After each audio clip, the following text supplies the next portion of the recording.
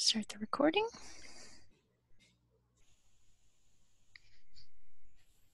Welcome everyone to the webinar today. My name is Susan Guy and I'm a Partner Engagement Manager at Dynamic Communities, and I'll be your host for today's presentation. Yes, Dynamics 365 can manage projects.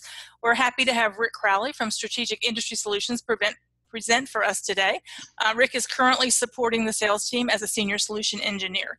Strategic Industry Solutions is a Microsoft Gold partner that delivers project and service-driven business solutions. One last note from me, if you have any questions throughout the webinar today, please enter those in the Q&A box.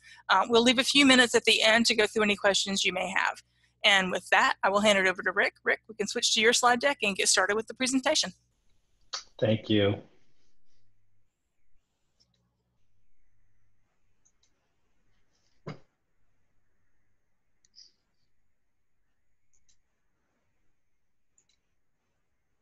All right.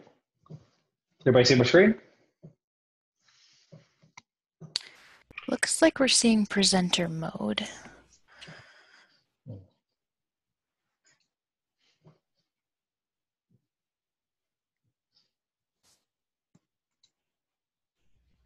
And we can see PowerPoint now. Mm-hmm.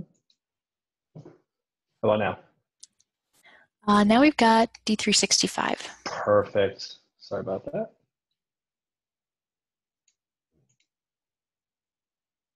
There you go. Full screen? Looks good. Excellent. Thank you. Good afternoon and good morning to the West Coast. Thank you for joining our webinar today. So yes, today we're going to show you how to manage your projects in D365. I should add one word in there, and that is complex projects, and also throughout their life cycle. So a little about myself. I am Rick Crowley. I have been in the engineering construction industry for about over 10 years. I've had many full cycle implementations throughout those 10 years. I've been instrumental in solutioning out and enhancing the SIS products for the industry. I've also gained some certifications along the way. So as our agenda today, I have about 7 slides to create the foundation of our discussion up front, and then I'll move into the product demo. We'll talk a little about field mobility after that, and then I have a slide of success stories, and we'll open up the floor to some questions and respond to answers. So who is SIS? I always like to start with the who, the what, the where. So we were established in 1996, which means next year will be our quarter century anniversary. We started in SL, and we were dedicated to the industry within SL, and about the last decade, we moved into AX, now known as D365, and we've been hyper-focused towards project-based companies. I think it's important to be hyper-focused. We don't play in retail. We don't play in a lot of other sort of situations. We are industries, I should say. We only deal with project-based companies. Now, if they have manufacturing to do projects, we'll provide solutions for that. And with that said, we developed industry-enabling products for this solution. So where is SIS? We have a global presence in North America, Europe, and Asia, and we are headquartered in Atlanta, Georgia. And what has SIS accomplished? I like to call this the NASCAR slide. So it gets our one brag slide. We have been on the Microsoft side. We've been Partner of the Year. We've been in the President's Club. Our solutions are our preferred solution on NapSource. And for the industry side, we've been Bob Scott and other trade publications that you might be aware of. So enough about SIS. Let's talk more about the industry and the solution in our Construct 365 suite of products. So the complexity of full project lifecycle, here's a kind of idea. There's some cool tech in here, but this is kind of a life cycle of a project. So what makes it complex, I guess, is the question. There's many dispersed systems. You have BIM or other modeling systems. You'll have a project management system. You have document repositories, job costing systems, just to name a few. There's lots of unstructured data, as well as structured data that needs to come together, such as change order management, where you have documentation as well as financial risk that you need to account for. There's many players in the game. You might have an owner, a general contractor, many different specialties, an architect and engineers, as we like to say, a lot of cooks in the kitchen. And there's a lot of risk and small margins. And most projects are unique, which therefore brings in a lot of variability. You know, we're not usually, for the most part, it's not widgets. We're not creating 1,000 widgets a day. We're designing something and building it. And it also brings on that variability. So to kind of walk through that process, you know, as we start in the feasibility, we start in the initiation or the invitation to bid. You know, we have estimating right here. And as we get in, we have estimating right here. And then we might get into design. So you have BIM and modeling and RFIs and stuff of the sort here. Then as we get into site development, we have mobilization. We're going to have our workforce, our equipment. We might have value engineering. And then we have to start executing. And we want to mitigate the risk. Work breakdown structures, change orders, all this needs to be taken care of. And as far as completion, we'll have maintenance and move on to the project. So the different parts of the solution, as we look at those, you have the business development, the invitation to bid, as I said, and you'll have such stuff like we said, the document management, estimating, correspondence, RFIs. And then as we get into execution, WIP management, resource management, equipment, AIA billing, WIP management. When we talk about on-site field operations, we look at worker and crew timesheets. We got to get all that data from the field into the system. Subcontracts, we're dealing with additional subcontracts and field expenses and services. And then we'll have labor management. We have organized labor, such as unions. You might have government jobs, prevailing wage, and Davis-Bacon. These are all additional things that have to be solutioned within system in one system and have to work together.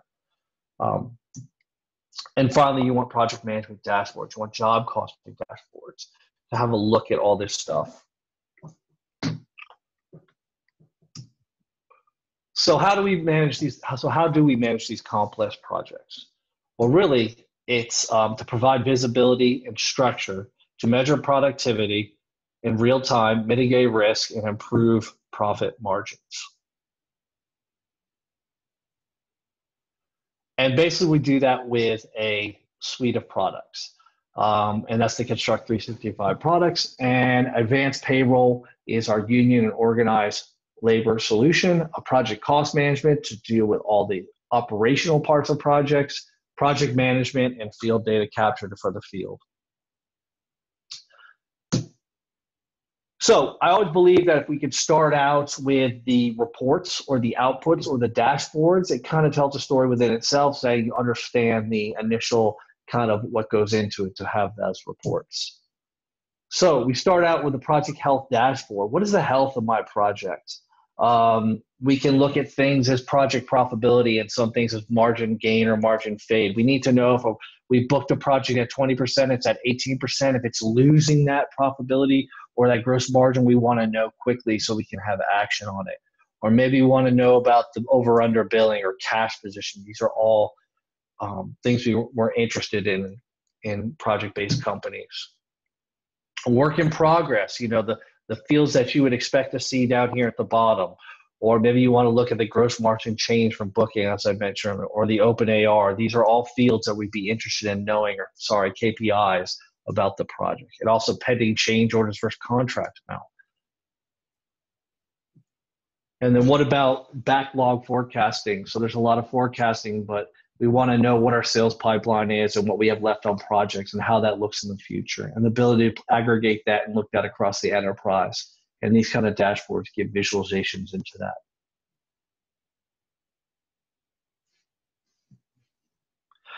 So like I said, I wasn't going to take too long on slides. What I'm going to do is kind of jump into the product now and kind of walk through some things.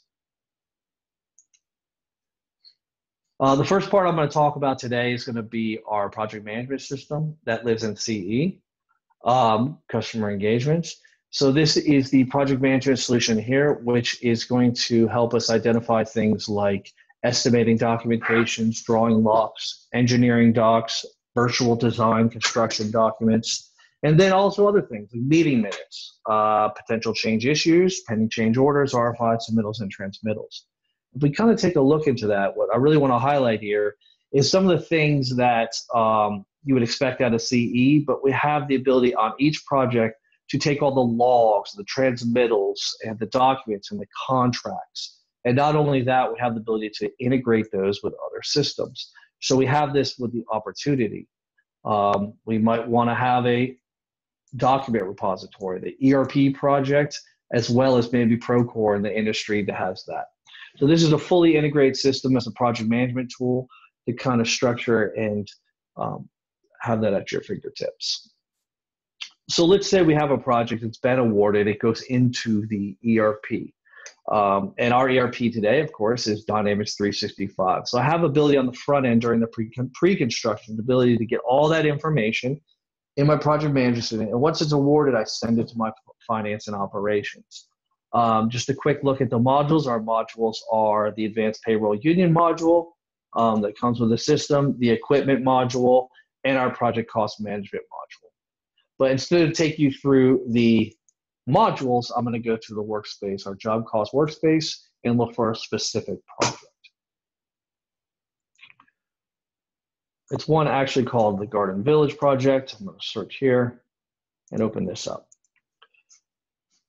Now, anybody that's familiar with the project, this is a familiar site. There are a couple added things that are on this page, and the reason they're embedded is to make the experience much easier. Instead of the user have to go through the modules, we believe working right off the form itself. So there is a project management setup, which is additional fields added on by the Construct 365 product.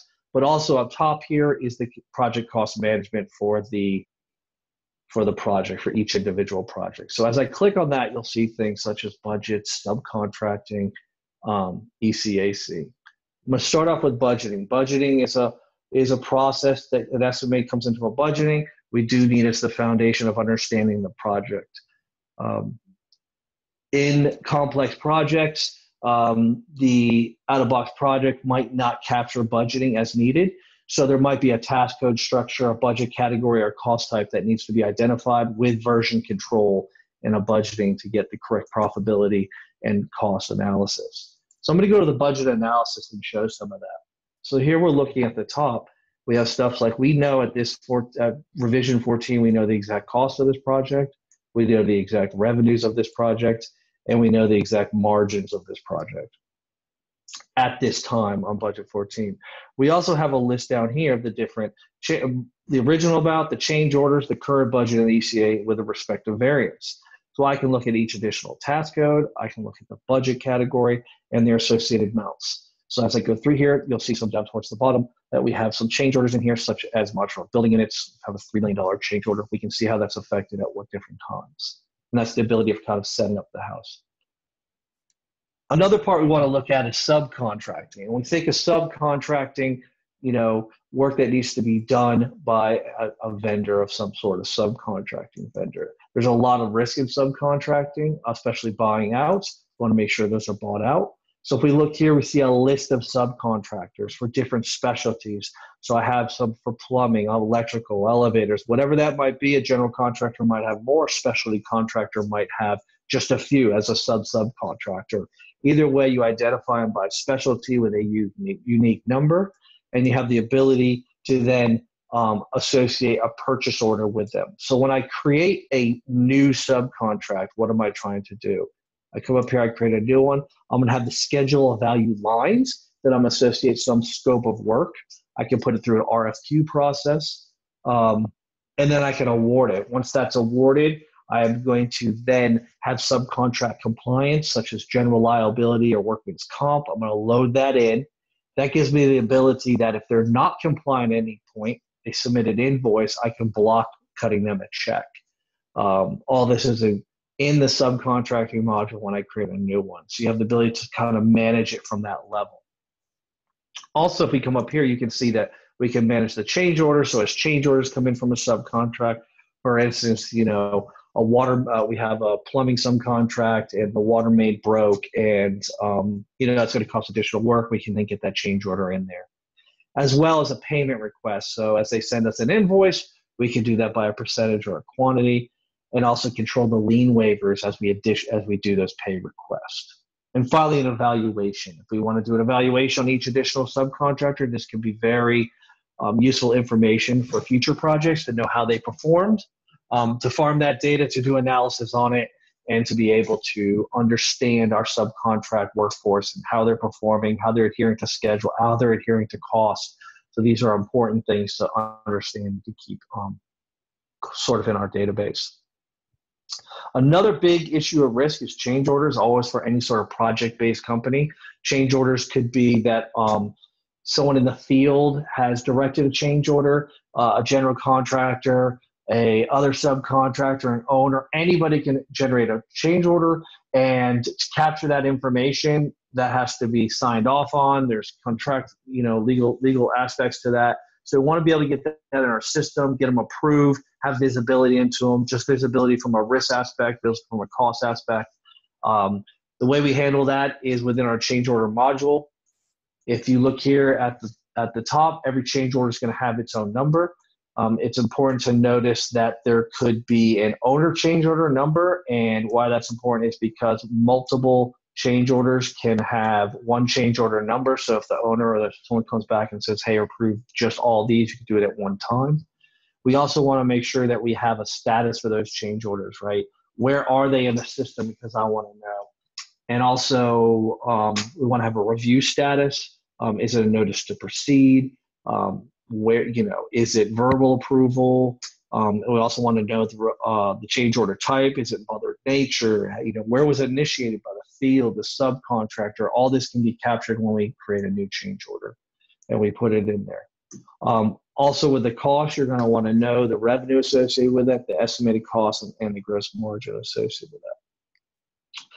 What we do is we take those budgets and we attach them to the change order. We can have multiple budgets to one change order.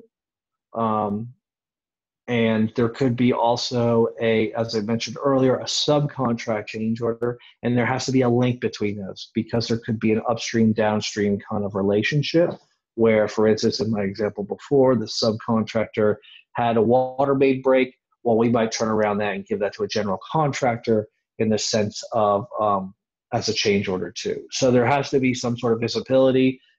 If that visibility is not there, there's potential for leakage and no pun intended, but to absorb the revenue that we need on the change order. So another big thing is our estimated at completion, or as we call the ECAC, and the forecasting. As the project goes on, we talked a little about change orders. We have like internal change orders, things that go on, our forecasting, our WIP management that we need to look at. So as you see here, I am pulling up an ECAC table, and just like with the budgets, we can see the totals, the budget totals. We can see the estimated at completion totals, and then we can see the revisions that were made for this version. So what we're interested here, like the one before, is on the line level. We have the task and the current quantities, and then the actuals and the committeds, and then the things we can change. So we have the ability to come in here and we have suggestions that are saying to the forecast, I have so much that I've budgeted. I maybe have overran that amount due to, who knows, there was scheduling delays, maybe there were weather delays, maybe they found some, endangered species on site. The EPA is coming, it's thrown the whole schedule off, the project's been put on hold. All sorts of things happen during a project. And what we need to do is to be able to denote what has happened, hopefully why has happened, and be able to change it so everybody in the organization has visibility of those changes. That's good for two reasons. There could be margin fade, which means that we're losing margin because something bad has happened, or maybe not foreseen, or there could be margin gain where we've done something advantageous. Maybe we used less labor than we wanted. These are not change orders, but reasons we need to calculate this in our EAC. So we have current visibility into project management as we have our projects go along in process. And the second part of that is we can always go back and look, hey, what happened on this project? Once again, good or bad, and see why that happened. So we can do that with notes as we put on a variance. So if I search this by a variance type and I'd say smallest to largest, there's a $75,000 variance, and I'm interested in what that is. So I simply come down here and I say the EPA on site due to an endangered turtle. I have the information I need to understand what is happening on my projects, and not just to kind of look in the rearview mirror of, oh God, that project didn't do well, or oh, that project did really well. Another thing we handle in our Construct 365 is construction contracts, otherwise known as schedule values billing, so also known as AIA billing. These construction contracts are sometimes required throughout many different types of projects. And you can see here that we can do the retention at a header level or at a line level. There's a work in place. There's a scheduled value that can be done by a percentage or a quantity. And sorry, the scheduled value is right here. And then we can then do the work that needs to be done. Once the work that needs to be done is inputted in the screen, we can then generate the application draw. We can then, before that, we can associate change orders that need to be done. And then we can issue the G7 or 2703, which is invoice formats that are expected when doing this type of billing. This is all part of the Construct 365 products. So that is the project cost management. There is a whole labor force side of this. So I'm going to kind of look into this union and certified part. When we talk about unions, we think labor force, we think crafts and jurisdictions, crafts and classifications. So I might have a craft as a carpenter, and I might have classifications such as apprentice, journeyman, something of that sort. I need to associate those classifications with a craft.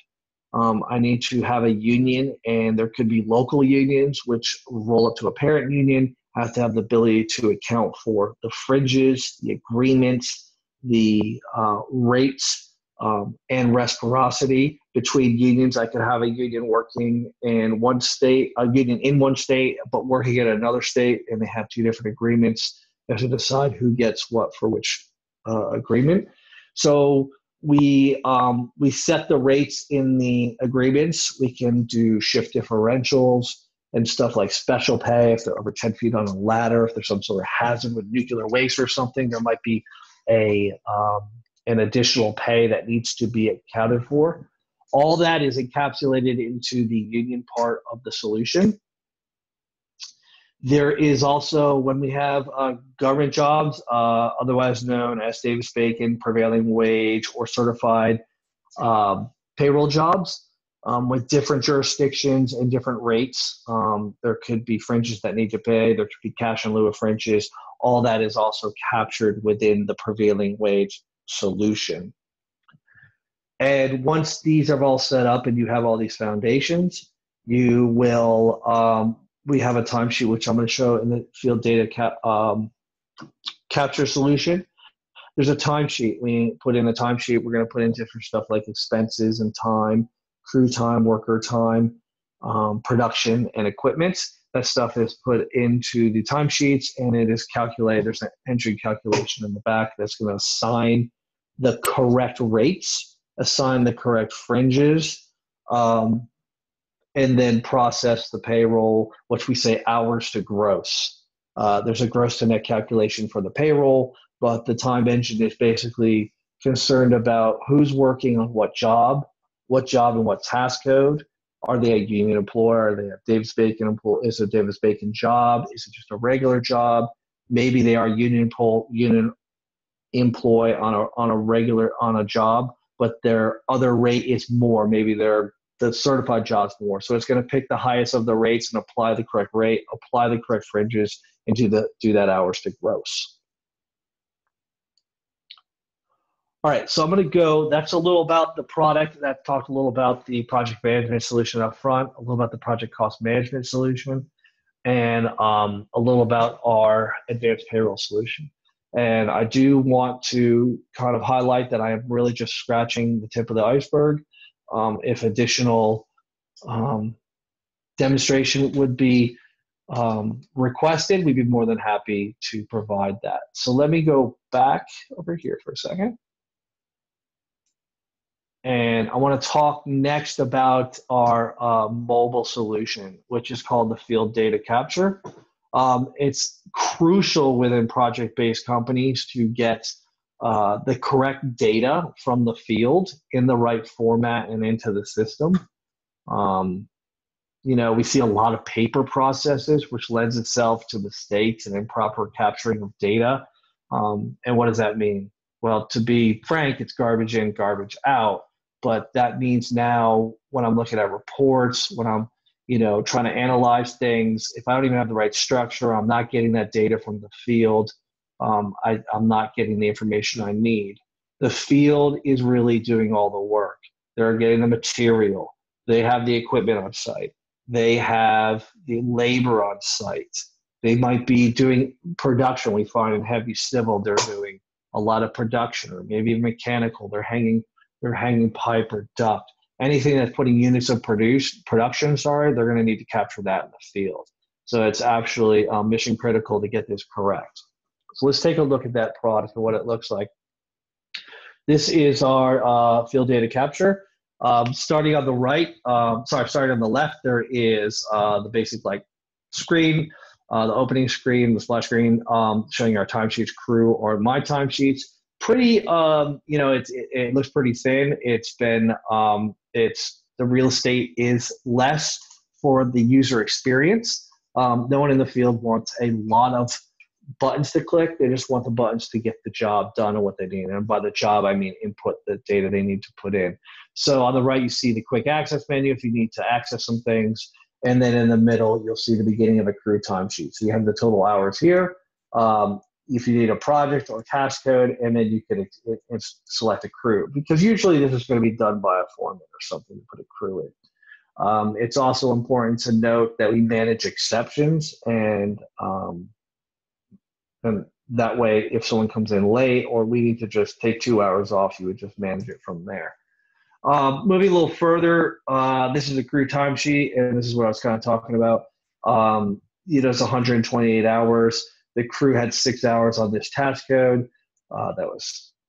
So we see that everybody here had 6 hours, but I could also change this to 5 hours if, let's say, Edda came in and she had a doctor's appointment or something and needed an additional hour.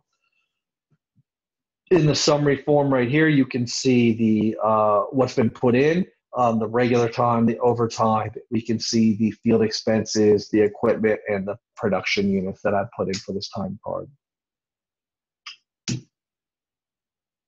Now, the last page on here, we have field expenses total, so you can look at maybe there's a per diem, maybe there's some mileage. It's showing you that total. We have the equipment total, so what piece of equipment was used, how was it used, is it by day, is it by hour, is it a usage, all that's being captured here. And then production units, as earlier, I put in 30 miles of highway, and that can be captured here. This is the overview. There's also a web application, although the field is a nice place to put in on iPads.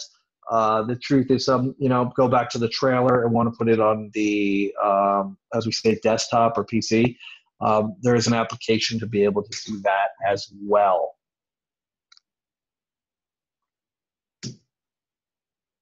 Now, I want to talk a little about our success stories. More of the fact to show diversity of where our project-based systems fall into. So if we look on the left-hand side, we have a mechanical, electrical, plumbing contractor. I am talking right down here. This is a large mechanical, electrical, plumbing contractor. It's a space we live in a lot. We also look at oil, gas, and electric. These are all existing customers right here. We have a crane operator, one of the biggest in the world. To show diversity, also project-based companies. We are seeing the trend in the industry right now. We're seeing a lot of project-based companies such as manufacturing and then installing in the site. The reason that is because stick building or hammer and nail or steel, you have to read blueprints. There can be variability. There can be rework. There's a lot of other work that needs to be done. So it's advantageous to build in a manufacturing sort of facility and then install that on the job site. So the reason I kind of mentioned that is because when you think of Dynamics 365, it has a big manufacturing piece to it. but there needs to be a bridge and someone that understands the manufacturing to project. It's much different than widgets and managing it from, let's say, the item requirement. And we have experience there. We do a lot of heavy civil work, as you see down the right-hand work. When I say work, solutions for heavy civil operators. That includes heavy highway and other environmental and civil operations. And that also includes general contractors and a lot of other specialties. Okay, so at this time, I'm going to ask, are there any questions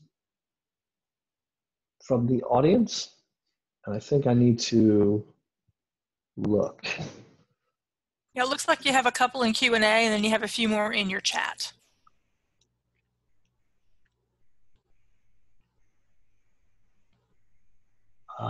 Okay. So the first one is there cost management product DCA compliance for government contracting? Yes, we come across government contractors when we talk about DCA compliance. We're usually talking about cost pools and capturing those fringes in the GL. We are very aware and solution these out. There are, we've done it with some shipbuilders and some different industries, but we understand DCA compliance and how to capture those fringes or cost pools when inside the general ledger. Another question, same person, does the product do EVMS, which I'm going to assume earned value management? If I'm wrong, just put in the chat. But yeah, so it really, this is a loaded question because we see a lot of people using P6 in the field, and we can transfer that cost to an external system or look at the schedule versus the cost within the WBS or the CBS, the cost breakdown structure, if that makes sense.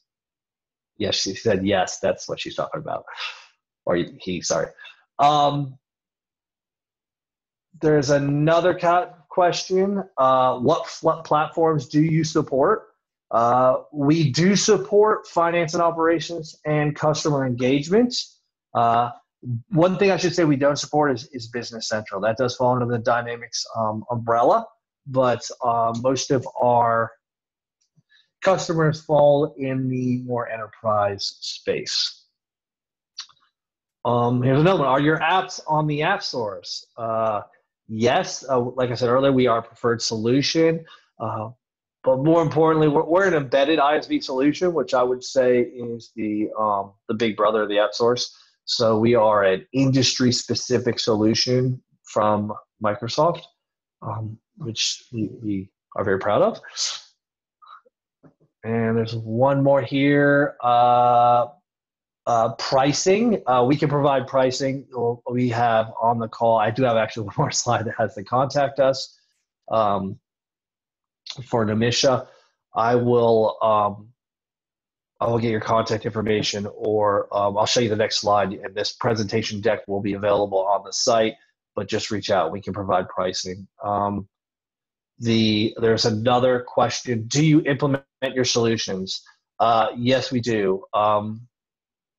We do full implementations.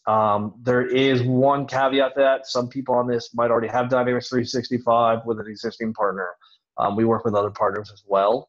So we play in the sandbox, and we also play in our own sandbox. So there's that's a answer to that. Do you provide setup services with training? Yes, full implementation. So we have full methodology using DevOps, and we provide full user training, train the trainer methodologies, and setup service for configuration. Absolutely, there's baseline, and then there's different levels. So, oops, let's see. I think that I'll give another second to see if there's any more questions. What I will do is go to that next slide. So it gives you if I can get to it. There we go. Let's see if there's any more questions. Looks like none right now. This is our contact information. Like I said, this will be, you can screenshot it right now, or please reach out. And if you have additional questions, such as the pricing or any other questions, we'd be more than happy to assist you. So thank you. And that's what I got for you today. Great. Thank you so much, Rick, for a great presentation. Unless there are any more questions, we'll say thank you very much to Rick and to all of our attendees. Hope you have a great rest of your day. Thanks again. Thank you.